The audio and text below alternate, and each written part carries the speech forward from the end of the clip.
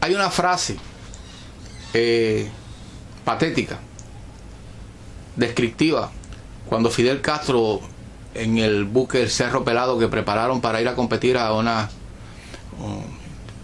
panamericanas en Puerto Rico, él se reunió alrededor de Bango y una serie de dirigentes y atletas del INDER y le dijo: a los gusanos denle duro, a los gusanos denle duro. Eso fue como una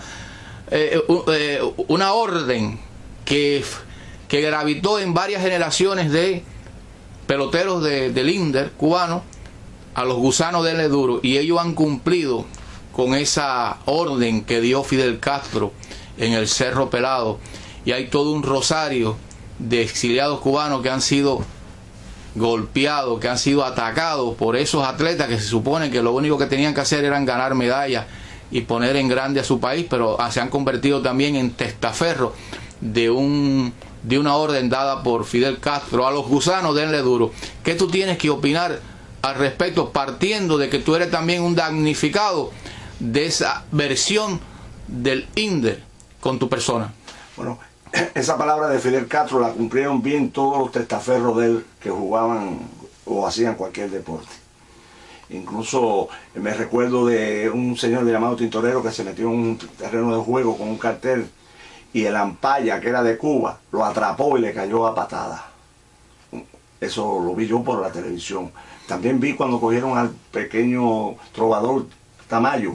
Pedro Tamayo. Pedro Tamayo. Y los boxeadores le cayeron, le partieron varias costillas. Que ha quedado traumatizado traumatizado sobre eso.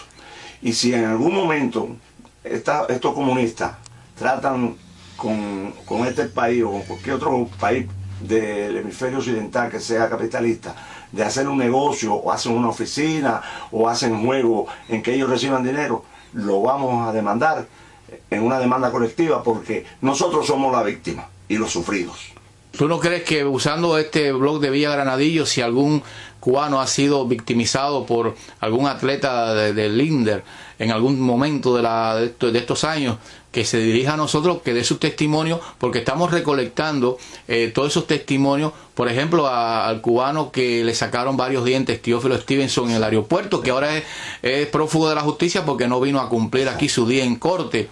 Pero tú recuerdas, por ejemplo, yo recuerdo que uno de los primeros eventos donde se fue para arriba de los exiliados cubanos, que lo único que le pedían, asílense, sí, fue en Winnipeg, cuando el catcher Echevarría.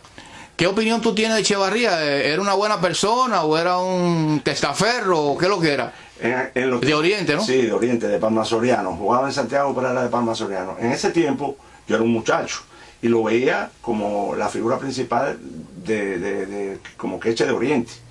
Parecía buena gente, pero como te dije al principio de la entrevista, no sé en qué convierten los comunistas a ciertas personas. Y cogió un bate, le cayó a batazo a esa persona, a la otra persona. Es increíble, pero yo te voy a ayudar, porque en el juego ese del domingo yo voy a hablar con muchas personas que saben de quiénes han sido víctimas de todos estos testaferros comunistas. Hay una cosa interesante, otro hecho que ocurrió en los Panamericanos de Jamaica al principio, y se habla también que allí el team de levantadores de pesos también atacaron a los exiliados y rompieron clavículas, sí, etcétera. Creo que había incluso uno de Guantánamo. No digo que fue uno de los atacantes, pero creo que había en ese team de levantamiento de peso algún guantanamero. Esa historia yo la vi y de aquí la leí, porque yo estaba preso en ese tiempo en Cuba. Pero en todos los momentos, cada vez en Puerto Rico, la policía sacaba, no sé cómo se prestó la policía puertorriqueña a sacar a los exiliados que gritaban libertad para Cuba, y los sacaban del estadio. No entiendo, Manolo, cómo pasan esas cosas en países que son libres.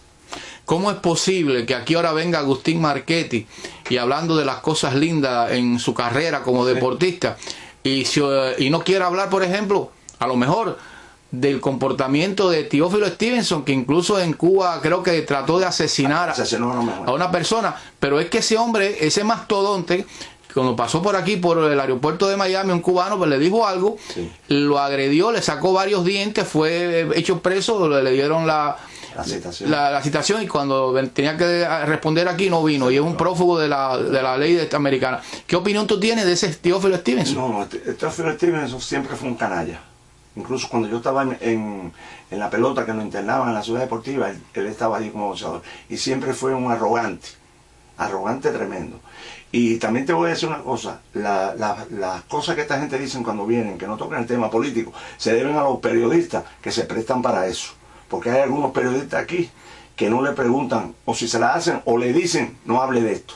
Ellos quisieran no hablar de la política, pero ellos no pueden desconocer su pasado. Eso. Y aquí lo que estamos hablando del pasado de ellos, sí, de muchos de ellos, yo no digo que todos, no, pero los que han sido culpables de agredir a sus compatriotas en una forma increíble, porque brutal. Se supone que los boxeadores tienen el brazo prohibido y son unos atletas que han tenido suerte de que no han matado a ningún compatriota, han tenido suerte.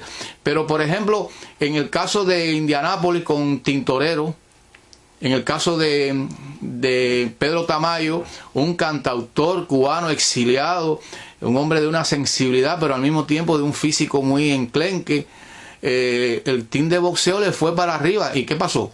Bueno, lo dejaron tendido cuando vinieron a rescatarlo, y lo tuvieron que llevar para el hospital con varias costillas rotas y el rostro desfigurado lleno de sangre.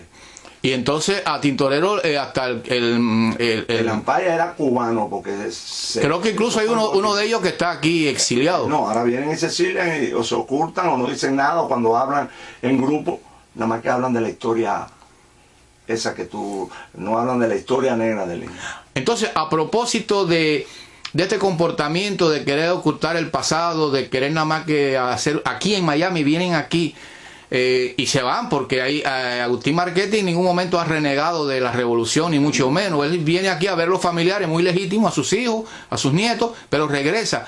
Pero la pregunta que yo me hago, ¿cuándo se va a poner sobre la mesa ese historial violento, terrible, que usaron a los atletas como soldados, sí, para acabar con el enemigo? ¿Cuándo ellos van a tener la integridad de hablar de esa historia oscura que quieren ocultar, pero que los testigos la van a testimoniar como tú estás testimoniando esto aquí? Bueno, cuando hayan periodistas como tú que le hagan la pregunta obvia para esos casos, pero los periodistas que le hacen la pregunta, vuelvo a repetírtelo, se prestan para todas esas cosas, porque tienen en su alma, como yo le dije, la vaya mesa. Hay una cosa interesante. El Duque Hernández creo que celebró el 31 con Marchetti en su mansión, legítimo. Hay otros peloteros que van a estar con él ahí. ¿Qué tienen que decir? También se van a quedar callados, ellos que no regresan a Cuba. Ellos no quieren hablar de su pasado. Dejan entrar. Ellos no van a hablar del pasado, ellos no van a decirle al mundo ese mundo sórdido detrás del INDER, donde había un proyecto muy altamente político para lograr triunfos. Cuando el Duque Hernández y todos estos atletas que han venido para acá y que han organizado su vida, ¿cuándo se van a prestar a decir la verdad, las dos caras del sistema deportivo de Cuba? Bueno, cuando surjan, te dije ya, periodistas como tú, que vayan y le hagan las preguntas obvias sobre el caso, porque casi, te lo vuelvo a repetir, los periodistas que lo van a entrevistar van a hablar nada más que bobería, y que tú metiste un jonrón y que tú metiste 9-0, pero del pasado negro ese que ha tenido el INDER hay que preguntárselo. Que te digan, bueno, yo no quiero hablar de eso, está bien, pero tú solo preguntas. Los periodistas que hasta ahora han entrevistado a Agustín Marchetti no han querido hacer periodismo, no, han querido hacer publicidad. Y promover una figura histórica. Exacto. Eso no es periodismo. Eso no es periodismo. Eso es censurable. ¿Tú no lo crees? Yo lo creo. Es censurable, y hay que decírselo a ellos también.